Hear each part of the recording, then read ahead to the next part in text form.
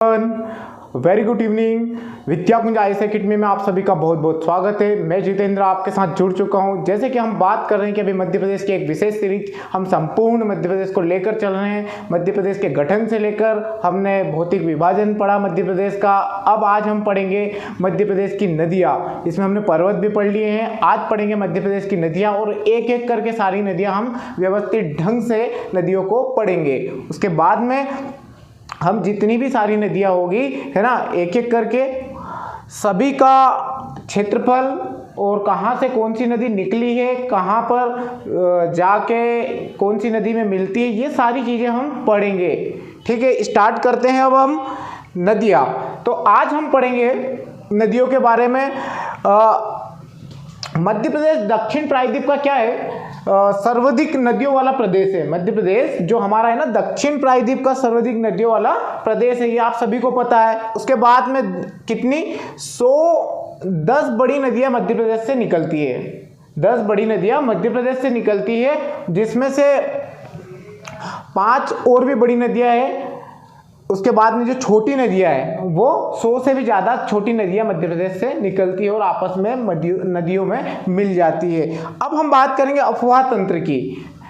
अफवाह तंत्र कैसा फैला हुआ हमारे मध्य प्रदेश में। अफवाह तंत्र से आप क्या समझते हैं? अफवाह तंत्र इस टाइप का होता है, ठीक है, जैसे ये हमारी निकली एक नर्मदा नदी है ना, ये जो नर्मदा नदी निकली है, अब नर्मदा नदी से मिलने वाली नदियाँ, ये नर्मदा से मिलने वाली नदियाँ हो गई, ठीक है। नर्मदा से मिलने वाली नदियों के बाद जो ये बाकी नदियाँ, इनके अंदर भी तो नदियाँ मिलती है, इनके अंदर भी नदियाँ मिलती है इस टाइप से। ये हो गया अफवाह तंत्र। समझ में आया? अनेक नदियाँ इन छोटी छोटी नदियों से मिलने के बाद ये जब छोटी नदियाँ बड़ी होके एक बड़ी नदी में मिलती है और ये बड़ी नदी एक विशालकाय नदी के रूप में बहती है। ये अफवाह तंत्र पूरा हो गया, बस इतना सा है, ठीक है। तो हम शुरू करें, अब शुरू करते हैं हम। आप इसका मैप का स्क्रीनशॉट ले लीजिए ताकि मैं इसको है ना थोड़ा गंदा ना करूं ज़्यादा। तो हम स्टार्ट करेंगे अब। अफवाह तंत्र कितने हैं? अफवाह तंत्र हमारा गंगा नदी अफवाह तंत्र, महानदी गोदावरी, उसके बाद नर्मदा, ताप्ती और माही नदी, ये अफवाह तंत्र है। गंगा तंत्र की जो कुल लंबाई कितनी है आप सभी को पता होगी। गंगा नदी तंत्र की अफवाह कितने किलोमीटर तक अफवाह तंत्र फैला हुआ है? तो 10, 80, 000 है ना। 10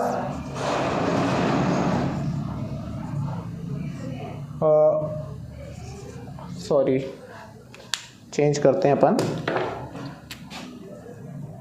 10, 80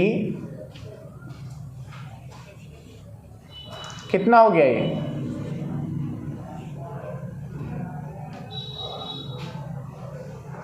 10,80,000 किलोमीटर ये हमारी गंगा नदी का अफवाह तंत्र है। 10,80,000 किलोमीटर ये हमारी गंगा नदी का अफवाह तंत्र है।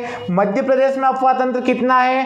तो मध्य प्रदेश में इसका अफवाह तंत्र आएगा 1,42,250,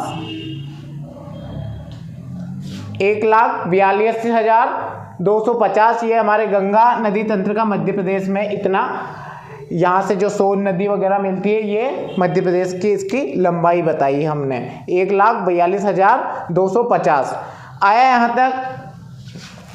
अब हम आगे चलते हैं। आज हम पढ़ेंगे चंबल नदी के बारे में, चंबल नदी की सहायक नदियों के बारे में। चंबल नदी में कौन सी नदी आके मिलती है, चंबल नदी पर कौन कौन से जलप्रपात बने हैं, चंबल नदी पर कौन से बांध बने हैं, ये सारी चीजें हम आज डिटेल से पढ़ेंगे। एक एक नदी को लेंगे, दो दो नदी को लेंगे। जो छोटी नदियाँ होगी उनको हम एक दिन में ज़्यादा से ज़्यादा खत्म करेंगे। आज हम जो उत्तर में जाने वाली, ये सारी नदियाँ उत्तरी भाग में जाने वाली नदियाँ है, आपको याद होना चाहिए। ये मैंने एक छोटा सा डायग्राम बनाया आपको समझाने के लिए। मध्य प्रदेश आया, पूर्वी क्षेत्र में जो जाने वाली नदियां कौन सी है बहने वाली, सोन, जोहिला और महान। और जो हमारा उत्तर क्षेत्र में है ना, ये उत्तर क्षेत्र में यहाँ से जो विंध्याचल श्रेणी से ऊपर जाने वाली नदियां हमारी चंबल, बेतवा, काली सिंध, पार्वती, केन और टोंस आ जाएगी। अब पूर्व की तरफ पश्चिम की तरफ नर्मदा, माही और ताप्ती।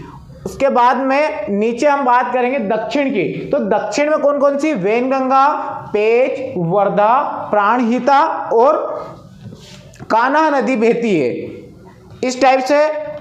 अब बात करेंगे चंबल नदी। चंबल नदी का उद्गम स्थल कहाँ पर है, तो चंबल नदी, ये चंबल नदी यहाँ से निकली है इंदौर के पास से, ठीक है। ये चंबल नदी, ये यहाँ पर चंबल नदी जानापाव पहाड़ी है इंदौर के पास, महू जिले से निकली है जानापाव पहाड़ी से चंबल नदी। चंबल नदी यहाँ से निकलती है मंदसौर के जो बैसरागढ़, यहाँ पर से फिर राजस्थान कोटा के अंदर प्रवेश करती है। उसके बाद में ये यहाँ से होके श्योपुर, भिंड, मुरैना की जो है ना बॉर्डर बनाती हुई राजस्थान और मध्य प्रदेश की जो बॉर्डर बनाने का ये चंबल नदी, इसी के द्वारा जाके ना फिर ये हमारे इटावा में यमुना में मिल जाती है उत्तर प्रदेश में। तो याद रहेगा आपको कहाँ से निकली है, जानापावा पहाड़ी से निकली है। और इसकी लंबाई की अगर हम बात करें तो लंबाई है इसकी 965 किलोमीटर। चंबल नदी की सहायक नदी की अगर बात करें तो चंबल नदी की एक सहायक नदी है हमारे शिप्रा नदी, उज्जैन में से गुजरती है ना, उज्जैन में जिसके किनारे बसा हुआ है। और उज्जैन में हर प्रति 12 वर्ष के बाद में एक महाकुंभ मेले का आयोजन किया जाता है, ये यही शिप्रा नदी है, ठीक है। अब आगे हम बात करते हैं चंबल नदी में और कौन कौन सी नदी, तो एक हमारी पुनास मिल जाएगी, काली सिंध मिल जाएगी, परवान मिल जाएगी, पार्वती मिल जाएगी, कुन्नो मिल जाएगी, उसके बाद सिंध मिल जाएगी, बेतवा, दसान और केन नदी। आया यहाँ तक समझ में आप सभी को। और टोंस नदी भी मिल जाएगी। वापस से समझते, पुनासा, काली सिंध, परवान, पार्वती, कुन्नो, ये कुन्नो वही है ना, कुन्नो नदी जो इसके यहाँ पर क्या है आपको पता है, एक राष्ट्रीय अभ्यारण्य है। कौन सा अभ्यारण्य है, कुन्नो राष्ट्रीय अभ्यारण्य, आप सभी ने नाम सुना होगा, ये यहीं पर है। इसके बाद एक पार्वती नदी निकलती है, पार्वती भी हमारी चंबल नदी में मिल जाती है, सिंध भी चंबल नदी में मिल जाती है। यह हमारी बेतवा नदी, किसको प्रदूषण के आधार पर इसको गंगा बोला जाता है, ये नदी भी हमारी किस में मिल जाती है, ये भी हमारी चंबल नदी में मिल जाती है। इसकी सहायक नदी बेतवा की धसान है, केन नदी है, केन बेतवा परियोजना के बारे में जब हम बेतवा नदी के बारे में पढ़ेंगे तो ये आपको सारी चीजें मैं और डिटेल से समझाऊंगा। आप 2-3 क्लासेस लीजिए नदियों की, सारे हम 2-3 क्लासेस में खत्म कर देंगे सारी नदियों को। आई बात समझ में। हाँ, तो अब बात करते हैं हम सहायक नदी कौन सी है, शिप्रा नदी का उद्गम स्थल कहाँ से है, आपको कल भी मैंने बताया था। शिप्रा नदी काकरी बरडी इंदौर जिले जो मतलब यहाँ चंबल नदी निकली है, इसी काकरी, इसके थोड़ी सी आगे ही एक काकरी बरडी है, वहां से शिप्रा नदी का उद्गम स्थल माना जाता है।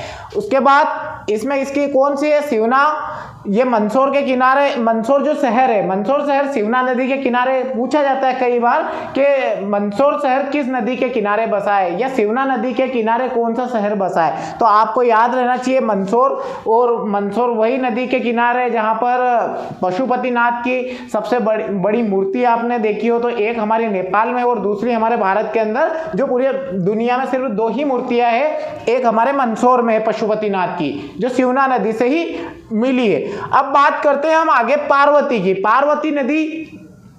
पार्वती नदी आष्टा सीहोर से निकली है, ठीक है। उसके बाद बनास, सबसे बड़ी सहायक नदी है बनास नदी। अब बनास नदी तो आपने बोला कि सर ये कहाँ से निकली है, बनास नदी जो निकली है ये अरावली पर्वत श्रेणी से निकली है, और ये अरावली राजस्थान में आती है, तो इधर से आएगी हमारी बनास नदी, ओके। ये यहाँ से इधर बनास नदी मिल जाती है। बनास नदी और 3 नदियां और मिलती है, उसके संगम को भी हम अभी आगे पढ़ेंगे। ये बनास नदी आ गई। इसके बाद सीप नदी, श्योपुर, बंजारा बांध बनता है इस पे श्योपुर में, यहाँ पर हमारा श्योपुर आएगा, मैंने आप सभी को नक्शा, ये श्योपुर है, यहीं पर बंजारा बांध है। अब बात करेंगे हम परियोजना की। तो इस जो चंबल नदी है, चंबल नदी के ऊपर जब नदी निकली है तो सीधी सी बात है कि कोई ना कोई परियोजना तो यहाँ पर चलेगी, क्योंकि परियोजना के बगैर हमारा जीवन भी अधूरा है। डैम बनाएंगे, लाइट उत्पन्न करेंगे, बहुत सारी चीज़ें, कृषि के लिए पानी इकट्ठा होगा, ये सारी चीज़ें। तो परियोजना में यहाँ पर आता है हमारा गांधी सागर बांध।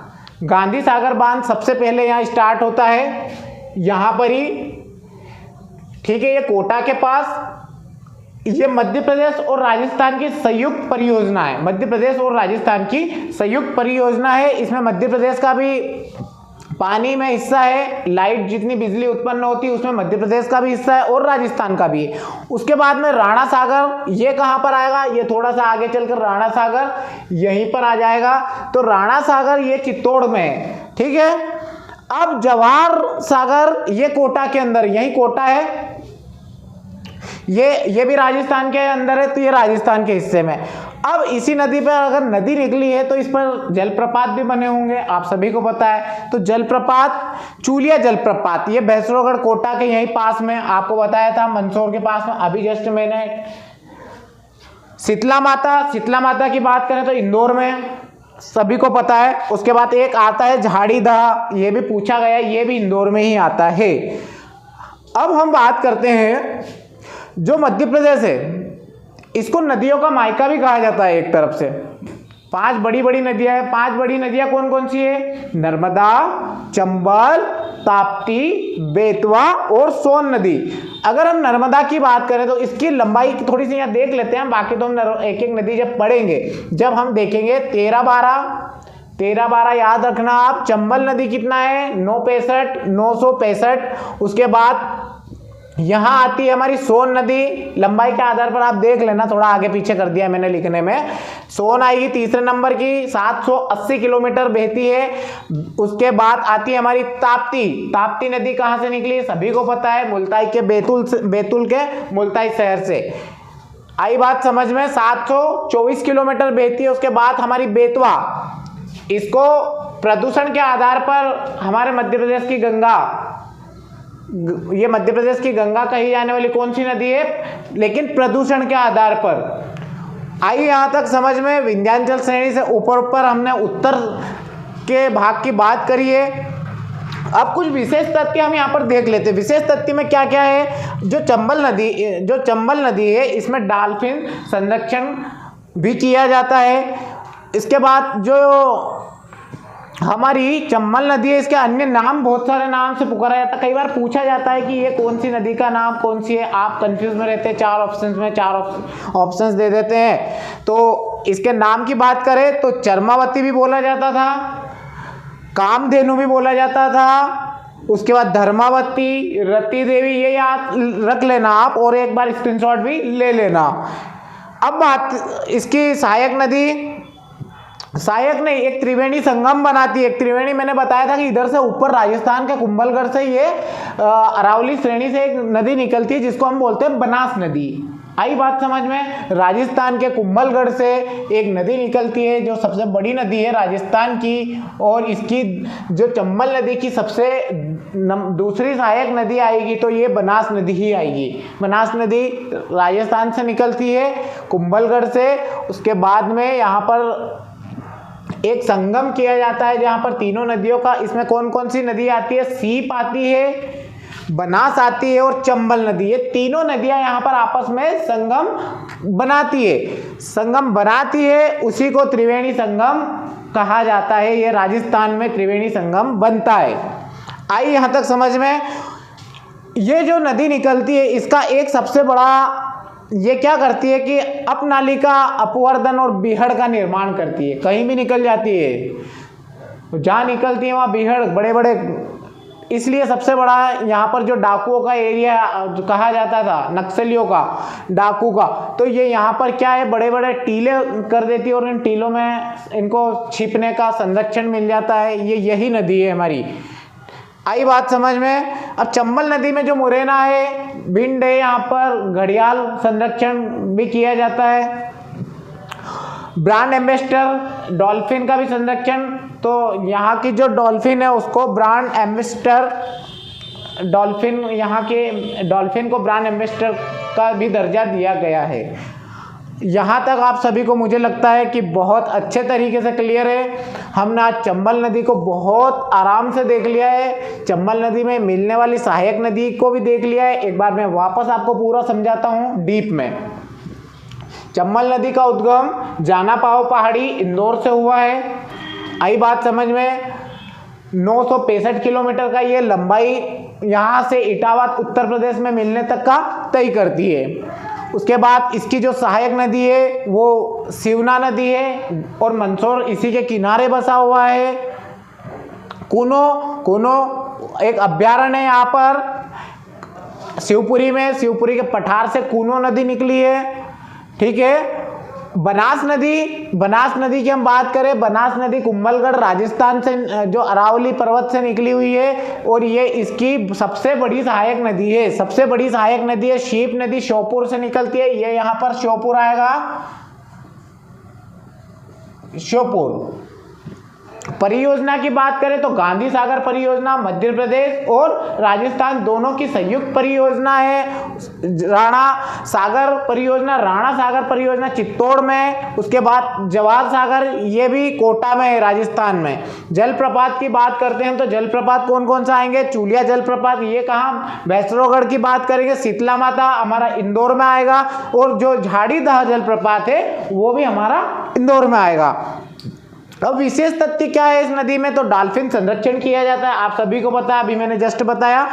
इसके नाम क्या है? पुराने वेदों में इसका नाम का उल्लेख किया गया है। तो कहाँ? चर्मवती, कामधेनु, धर्मावती और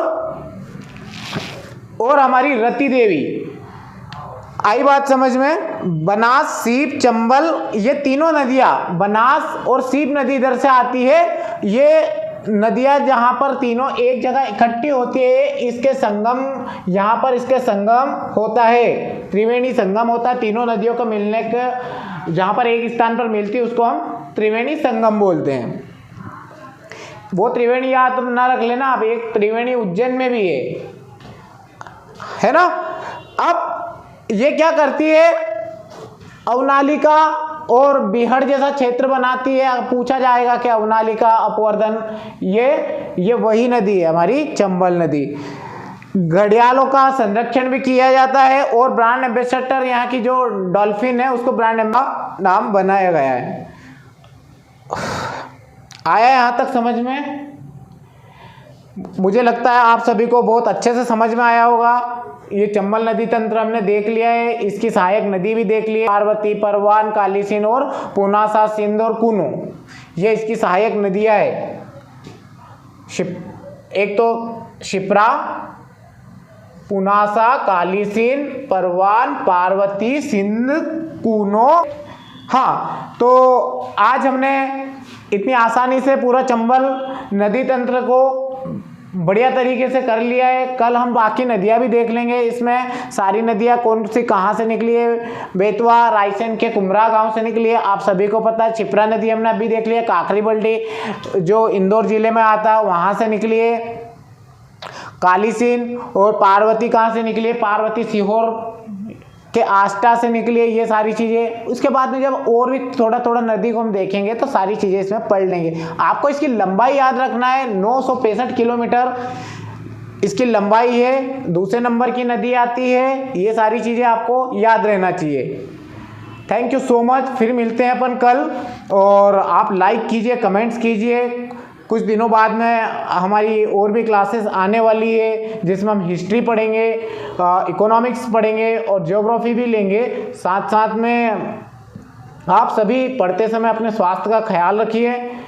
जितने 8 घंटे, कम से कम 8 घंटे या 6 घंटे अपनी नींद अवश्य ले, क्योंकि आप नींद नहीं निकालेंगे तो बीमार हो जाएंगे, और बीमार हो गए तो फिर पता ही है आपको 4-8 दिन की हालत ख़राब हो जाएगी। इसलिए आप स्वस्थ बने रहिए। सुबह सुबह मेडिटेशन कीजिए, घूमने जाया कीजिए, इससे क्या आपको एनर्जी मिलेगी और पूरे दिन भर आप पढ़ेंगे या रात में भी पढ़ते हैं तो आपको बहुत सहयोग मिलेगा। Thank you so much. आप मेरे साथ ऐसे ही बने रहिए। फिर मिलते हैं अपन कल नई नदियों के साथ। सारी नदियाँ मैं एक एक करके सारी चीज़ें समझाऊँगा, पूरा मध्य प्रदेश का जीके जितना भी होगा मैं गारंटी लेता हूँ मैं आपको पूरा जीके करवाऊंगा। ओके, शुभ रात्रि, गुड नाइट।